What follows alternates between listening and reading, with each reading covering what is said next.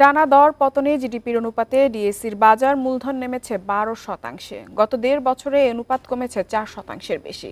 এছাড়া চলতি অর্থ বছরে ডিএসসির প্রধান সূচক কমেছে 1000 পয়েন্টের বেশি। নিয়ন্ত্রক সংস্থা বিএসইসি বলছে, সরকারি কোম্পানিগুলো তালিকাভুক্ত হলে পুঁজিবাজার ঘুরে দাঁড়াবে।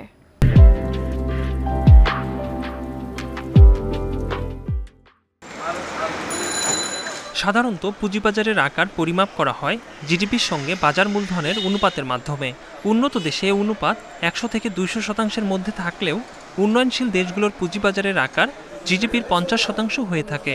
প্রতিবেশী দেশ ভারতের জিডিপির অনুপাতে বাজার মূলধন 98%-এর বেশি, আর বাংলাদেশের অবস্থান প্রায় তলানিতে। 2023 সালের 30 জুন ডিএসসির বাজার মূলধন ছিল 7,72,078 কোটি টাকা।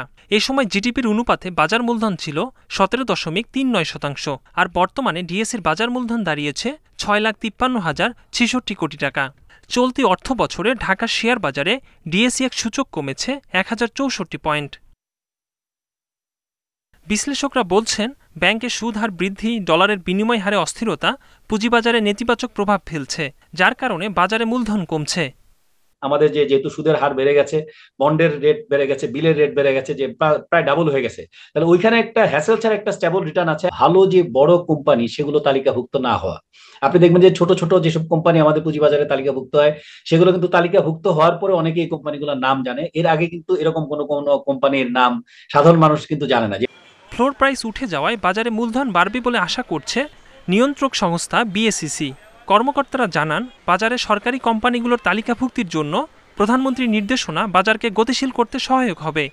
সরকারি মালিকানাধীন কোম্পানিতে ফাইন্যান্সিং করার সম্ভাবনা হবে। এই ক্ষেত্রে যে পুঁজিবাজার থেকে তারা যদি ফাইন্যান্সিং করে ফিউচারের গ্রোথের জন্য এক্সপানশন করতে পারে, বিএমআরই করতে পারে, তাহলে আমরা মনে করি যে পুঁজিবাজারের উন্নয়নের জন্য এটা সহায়ক হবে।